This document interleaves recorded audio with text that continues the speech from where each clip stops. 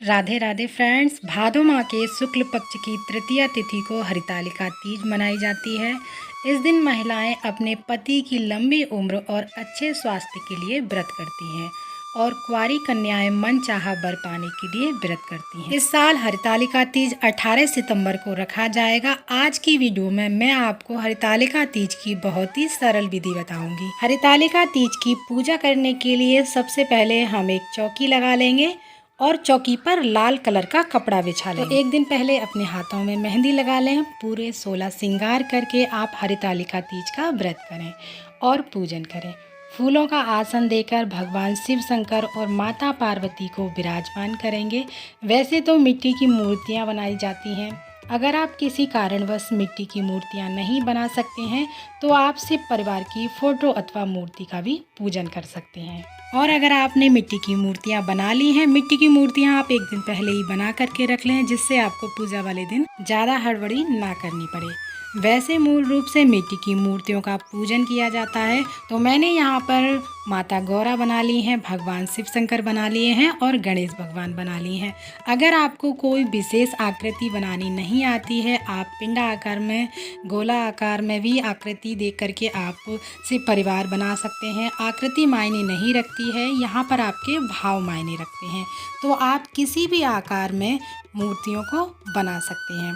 तो अब हम मूर्तियों को चौकी पर विराजमान कर देंगे।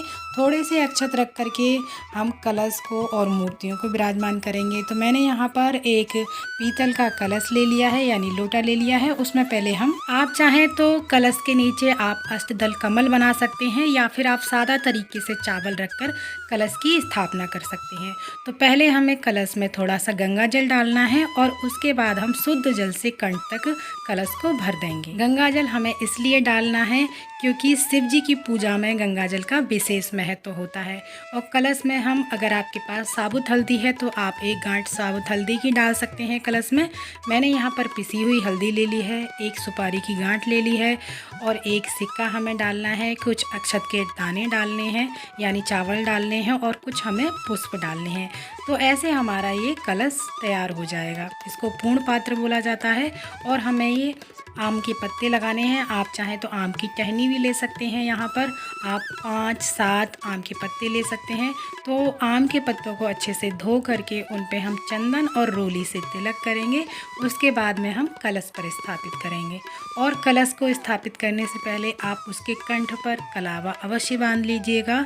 कंठ को कभी भी खाली नहीं छोड़ा जाता है, इसलिए आप उसके कलश के कंठ पर कलावा अवश्य बांध लें। कलश के ऊपर हमने पंच पल्लव लगा दिए हैं, यानी आम के पत्ते लगा दिए हैं, सजा दिए हैं। उसके बाद एक कटोरी या प्लेट लेकर के आप उसमें चावल भर के हम दीप कलश की यहाँ पर स्थापना कर रहे हैं। तो हमने उसके ऊपर दीपक जला के रख दिया है। हमारे यहाँ पर सभी की स्थापना हो चुकी है। अब हम शुद्धिकरण करेंगे। एक लोटा जल लेकर, पुष्प लेकर और कुछ जल के छींटे लगाते हुए हम शुद्धिकरण करेंगे। उसके बाद सभी को हम चंदन का तिलक लगाएंगे, भगवान गणेश को लगाएंगे, शिव जी को लगाएंगे, माता गौरा को लगाएंगे और फोटो का भी इसी प्रकार हमें पूजन करना है। फोटो का पूजन करने के बाद में हम दीपक का भी इसी प्रकार पूजन करेंगे और कलश की भी पूजा इसी प्रकार करेंगे। देखिए, हमें कलश पर स्वास्तिक बनाना है। आप चाहें तो रोली से, हल्दी से या चंदन से, किसी से भी आप कलश पर स्वास्तिक बना सकते हैं। उसके बाद में हमें सभी को वस्तु स्वरूपी कलावा समर्पित करना है। तो मैंने यहाँ पर माता पार्वती को पहले ही अच्छे से सजा रखा है। आप चाहें तो माता पार्वती को चुनरी उड़ा सकते हैं। तो यहाँ पर इस तरीके से हमें सभी को कलावा समर्पित कर देना है। हमें कलश को भी कलावा समर्पित करना है। और अगर आपके पास जनेऊ है तो जनेऊ जरूर समर्पित करें। भगवान गणेश को और शिव जी को आप जनेऊ अवश्य समर्पित करें। अगर जनेऊ नहीं है आपके पास तो 7 बार कलावा लपेट करके हाथ में गणेश भगवान को और शिव जी को जनेऊ समर्पित करेंगे। उसके बाद सभी को फूल समर्पित करेंगे। तो अगर यहाँ पर शिव जी के लिए अगर आपको सफ़ेद रंग के फूल मिल जाते हैं तो बहुत ही अच्छी बात है। और माता गौरा को हम लाल कलर के फूल समर्पित करेंगे और श्रृंगार का सामान समर्पित करेंगे। आप माता पार्वती को, गौरा को अपने सामर्थ्य अनुसार श्रृंगार का सामान दान कर सकते हैं। और हमें दक्षिणा जरूर चढ़ानी है, क्योंकि दक्षिणा जो होती है हमारी पूजा में रही कमियों को पूरा करती है। और हमें एक जटा वाला नारियल लेना है, उस पर आप कलावा लपेट लीजिएगा और इस तरीके से फूल लगा करके हम समर्पित करेंगे। उसके बाद हमें भोग समर्पित करना है, तो भोग में आपको जो भी फल मिल जाते हैं वो समर्पित कर सकते हैं। आटे से बनी हुई कोई भी चीज़ आप भोग में समर्पित कर सकते हैं। आटे का हलवा बना सकते हैं, मीठे पुए बना सकते हैं, मीठी पूड़ियाँ बना सकते हैं। और ये काले चने लेने हैं हमें रात। तो जो भी हमने माता पार्वती को श्रृंगार चढ़ाने के लिए लिया है उसमें से हम श्रृंगार लगाएंगे माता रानी को। तो देखिए इस तरीके से हमें सिंदूर 3 बार दान करना है। 3 बार माता गौरा के ज़्यादा सिंदूर लगाना है, क्योंकि इसी में से हमें फिर सुहाग लेना होता है। तो देखिए इस तरीके से हमने 3 बार माता पार्वती को सिंदूर लगा दिया है। इसके बाद हम धूप दीप दिखाएंगे। धूप दीप दिखाने के बाद हम 1 लोटा जल ले लेंगे और उसके बाद हम कथा सुनेंगे। तो कथा सुनने के लिए हमें अपने हाथ में कुछ पुष्प ले लेने हैं और चावल ले लेने हैं। कभी भी हमें खाली हाथ कथा नहीं सुननी चाहिए। तो हम कथा जब हमारी पूर्ण हो जाएगी उसके बाद जो हमने हाथ में चावल और पुष्प ले रखे हैं वो माता गौरा को समर्पित कर देंगे। उसके बाद हम आरती करेंगे। तो देखिए आरती आप चाहें तो कपूर से भी कर सकते हैं या आप अलग से दिया लेकर भी आरती कर सकते हैं। जो हमने कलश पर दिया स्थापित किया है उसे हमें छेड़ना नहीं है, उससे हमें आरती नहीं करनी है, उसको कलश पर ही रखे रहने देना है। तो इस तरीके से बहुत ही प्रेम पूर्वक हम माता गौरा की, भगवान गणेश की और शिव जी की आरती करेंगे। जब पूजा हमारी पूर्ण हो जाएगी उसके बाद हाथ जोड़कर हम पूजा में रही कमियों के लिए क्षमा प्रार्थना करेंगे और अपने पति के अच्छे स्वास्थ्य के लिए और लंबी उम्र की कामना करेंगे। माता पार्वती ने हरितालिका तीज का व्रत भगवान शिव को पति के रूप में प्राप्त करने के लिए किया था।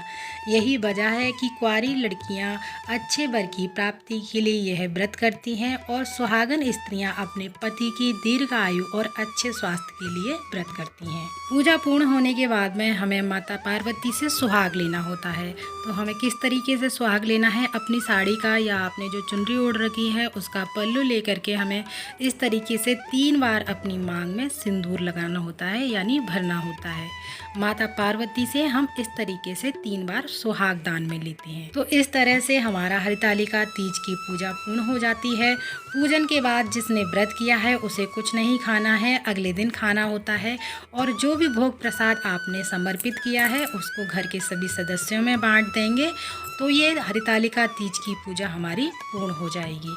तो उसके अगले दिन जब हम व्रत का पारण करेंगे तो जो भी आपने श्रृंगार का सामान चढ़ाया है उसमें से श्रृंगार का सामान थोड़ा सा आप अपने लिए रख सकते हैं, जैसे बिंदी का पत्ता है, सिंदूर है। और उसके बाद में जो भी आपने श्रृंगार का सामान रखा है वो आप किसी को दान कर सकते हैं। नारियल, दक्षिणा, ये सारी चीज़ें आप दान कर दीजिएगा। उसके बाद में हमें मूर्तियों का विसर्जन करना होता है, माता पार्वती और गणेश भगवान, माता गौरा का। तो विसर्जन करना इसमें बहुत ज़्यादा ज़रूरी होता है। तो आप विसर्जन घर पे कैसे कर सकते हैं, एक बड़ा सा कोई बर्तन ले लीजिएगा, उसमें शुद्ध जल भर करके आप थोड़ा सा हल्दी, चावल, रोली और पुष्प डाल करके उस जल को तैयार कर लेंगे। और उसके बाद सबसे पहले गणेश जी का विसर्जन करेंगे, उसके बाद में शिव जी का विसर्जन करेंगे, उसके बाद में करेंगे माता गौरा का। तो इस तरीके से हमें विसर्जन करना है। तो मैंने हरितालिका तीज की आपको पूर्ण विधि बता दी है, आपको किस तरीके से चौकी हटानी है, मूर्तियों का विसर्जन करना है, कलश का क्या करना है। कलश का जो जल होगा आप सूर्य देवता को अगले दिन चढ़ा सकते हैं और जो चावल हैं आप उनको किसी को दान कर सकते हैं, उसमें थोड़े से चावल आप और मिला लीजिएगा। तो इस तरीके से हमें अगले दिन चौकी हटानी है। तो ये बहुत ही सरल विधि से मैंने आपको हरितालिका तीज की बहुत ही सरल पूजा विधि बताई है और बहुत ही कम समय में। और फ्रेंड्स, जो भी हमने फूल पत्ते चढ़ाए हैं उन्हें हमें इधर उधर नहीं फेंकना है। आप चाहें तो नदी या तालाब में इनको बहा सकते हैं या भूमि विसर्जन कर सकते हैं। अगर आपने थोड़े कम पुष्प और पत्ते इस्तेमाल किए हैं पूजा में तो आप गमले में भी डाल सकते हैं, वो गल जाएंगे, कुछ दिन बाद खाद बन जाएंगे। तो इस तरीके से आपको फूल और पत्ते एक जगह इकट्ठे करके आपको इनका विसर्जन कर देना है। फ्रेंड्स, अगर वीडियो अच्छा लगा है और थोड़ा सा भी यूजफुल है तो वीडियो को लाइक ज़रूर कीजिएगा, साथ ही मेरे चैनल को सब्सक्राइब करना ना भूलिएगा। मेरे चैनल पर हरितालिका तीज से जुड़ी हुई सारी वीडियोस आ चुकी हैं, तो वहां से आप देख सकते हैं। मिलते हैं फिर अगली किसी वीडियो में, तब तक के लिए आप सभी को मेरा राधे राधे, जय श्री कृष्णा, ओम नमः शिवाय।